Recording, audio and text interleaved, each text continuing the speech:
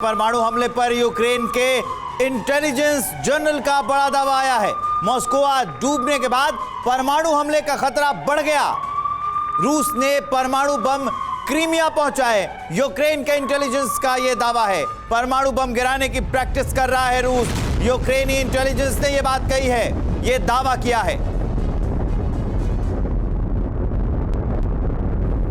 ये अपने आप में एक बहुत ही चिंताजनक खबर और 48 घंटे पहले टीवी9 भारतवर्ष ने जिस खबर का खुलासा किया था, जो ब्रेकिंग न्यूज आपको दी थी, अब तमाम ऐसी खबरें दुनिया भर से सामने आ रही हैं जो इस खबर की पुष्टि करती हुई नजर आ रही हैं। तबाही के कितने हथियार? रशिया के पास 6225, अमेरिका के पास 5550। ये बताना एक बार फिर जरूरी हो गया है क्योंकि परमाणु युद्ध की आशंका लगातार बढ़ती जा रही है। रूस के पास 1635 तैनात हथियार हैं और 1800 इनकी संख्या है अगर हम अमेरिका की ताकत का अंदाजा लगाते हैं तो। वहीं अन्य हथियारों की अगर बात की जाए तो रूस के पास 4630 और अमेरिका के पास 3750।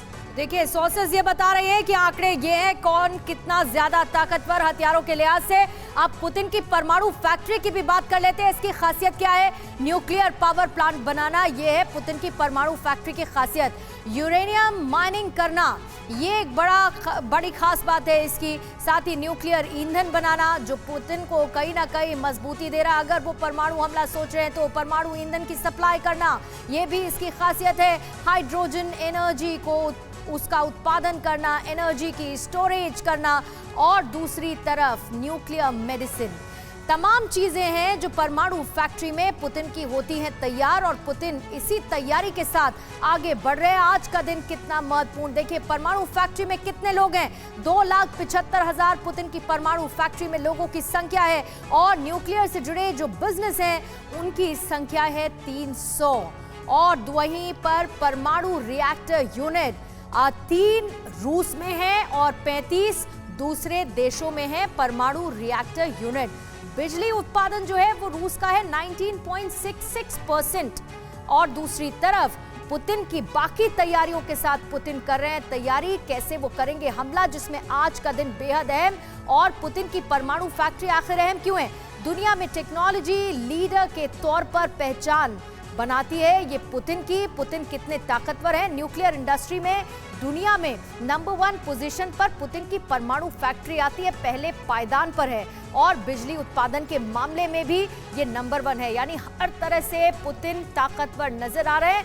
दुनिया का अकेला न्यूक्लियर आइस ब्रेकर बेड़ा है पुतिन के पास, पुतिन की परमाणु फैक्ट्री में। और इसीलिए इसकी अहमियत और ज्यादा बढ़ जाती है। 50 देशों को न्यूक्लियर वेपन का सप्लायर है रूस, यानी कि व्लादिमीर पुतिन 50 देशों को न्यूक्लियर वेपन सप्लाई करते हैं पुतिन। 75 सालों से हाईटेक प्रोडक्ट्स बनाए जा रहे हैं और साथ ही इन प्रोडक्ट्स को अपग्रेड भी किया जा रहा है। पुतिन की परमाणु फैक्ट्री क्यों अहम है, इसकी खासियत क्या है? अगर इन तमाम आंकड़ों को जोड़ दिया जाए पुतिन की आज की तैयारी के साथ, जिस पर ब्रिटिश इंटेलिजेंस ने सर लगा दी है मुहर, ऐसे में पुतिन कहां पर खड़े हुए? देखिए, मैं कर्नल राठौर की बात से पूरी तरह सहमत हूं कि पुतिन अभी इस वक्त एक बहुत ही मजबूत स्थिति में है। लेकिन इसके साथ ही साथ मैं ये भी कहूँगा कि न्यूक्लियर वॉरफेयर का अभी कोई खतरा नहीं है, क्योंकि भले ही आप दिखा रहे हो 6,500 न्यूक्लियर वॉरफेयर रूस के पास हो, 5,500 उनके पास नहीं तो ब्रिटिश इंटेलिजेंस सर हवा में बात देखिए, ब्रिटिश इंटेलिजेंस हवा में बात कर सकती है, CIA भी हवा में बात कर सकती है। ये लोग एक हवा खड़ा कर रहे हैं, जेलेंस्की भी एक हवा खड़ा कर रहे हैं।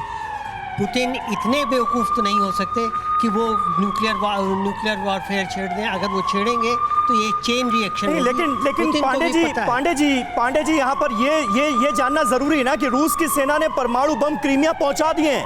यानी वो तमाम आशंकाएं जो हैं वो एक बार फिर प्रबल होती हुई नजर आ रही हैं, क्योंकि अब सीधे एक्शन नजर आ रहा है। तो उसको कैसे नजरअंदाज कर सकते हैं?